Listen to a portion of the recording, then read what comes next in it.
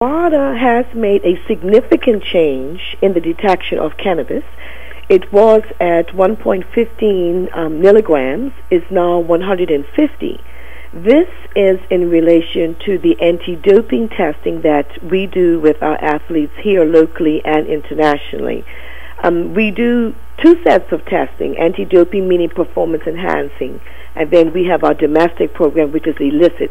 This has no way any effect on our current illicit program that we have here locally.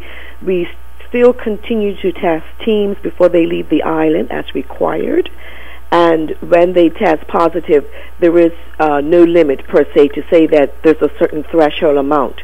The reason why WADA has made this change in relation to performance enhancing is because they're trying to, what we would say, concentrate on the bigger picture of the anti-doping impairments that are going on right now, and they want to pay more attention to the big things like the steroids and the cortisone creams and things of that nature.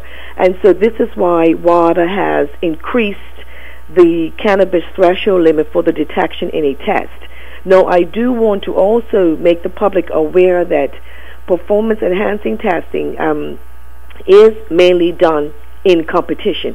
And what they really want to do, for example, with target shooting, what they really want to ensure is someone that has cannabis in their system and are participating in target shooting on a higher level, that will relax them when they are participating in their event. And so they want to make sure that if you're going to do it in competition, it really does produce an performance enhancing impact.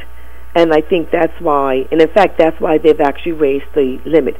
Unfortunately for us here on Bermuda, as we struggle to deal with our cannabis use in the sporting industry, this, unfortunately for WADA, they look at the whole picture, and we're talking about our little island. And I'm happy to say that on our illicit side, we will continue to test, and there is no threshold limit to say that, okay, fine, you don't have to test positive for a test because you haven't achieved a certain limit. There is no limit whatsoever for us. So we will continue to test, and a positive finding does result in a reprimand and sanctions and going forth. So just to be clear, presently at 0.15, that's what you're testing for, or any level at all? We test for any level at all. We test at all levels. Here on our illicit side, that's what we test at all levels. We're on the WADA side, they're basically saying you have to have a threshold of 150 nanograms first before it can ever go to arbitration, or you will ever receive a sanction, or you have to appear in front of a disciplinary panel. Basically, that's what WADA is saying. And of course, there are different sanctions for the WADA side of it as opposed to our domestic side on the illicit program. Okay, so let me ask you this question. Are we different from other places around the world where we have two sort of we're governed by two different type of administrators? We're governed here, BSADA go by the government sort of lead, and on the other side you go by WADA's lead? There are other countries that adopt an illicit program. For instance, in Australia, they also have an illicit program. It's mainly geared to their elite athletes, wanting them to set examples as role models. Ours is a bit different because based on our Anti-Doping in Sport Act that was legislated back in February 2012, it does say that Bermuda can test anyone, anywhere, anytime. That of course includes memberships. And so, yes, there is a difference, and yes, it is correct that BSADA is working also with the government on one side and also with WADA on the other side. Well, Ms. Hunter, can you give us a definition on what is in competition and out of competition restrictions on the WADA code and the BSADA codes?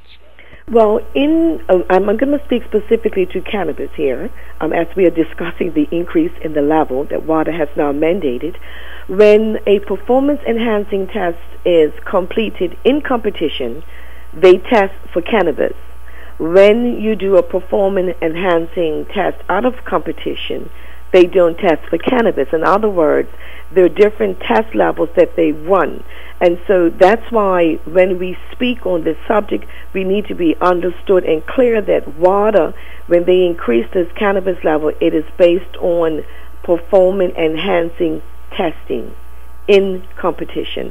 And if anyone would like to, if you go and surf the web, they definitely speak to that. As they said in a excerpt that I have printed off today, it has never been prohibited out of competition.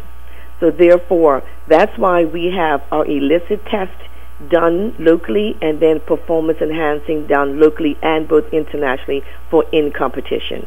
And I know that a lot of people have questions and don't quite understand the difference.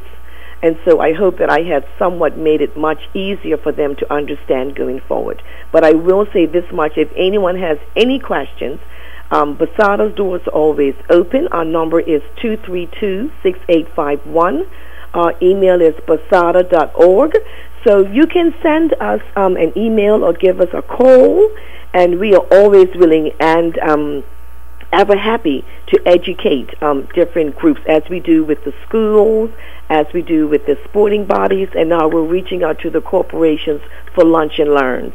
And so we are always looking to educate, because we ourselves continue to be educated in the anti-doping world. And if anyone has been privy to read some of the documents concerning Lance Armstrong's matter and situation with anti-doping, you can see that the performance-enhancing world is mega, and we are definitely tipping into things that are happening, and it's always an evolving and a learning process.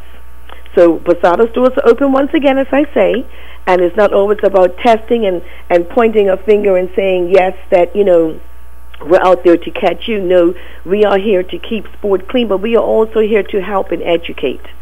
And so we move forward with helping to develop Bermuda in a clean sport, a development area where we can then continue to compete internationally and raise our game.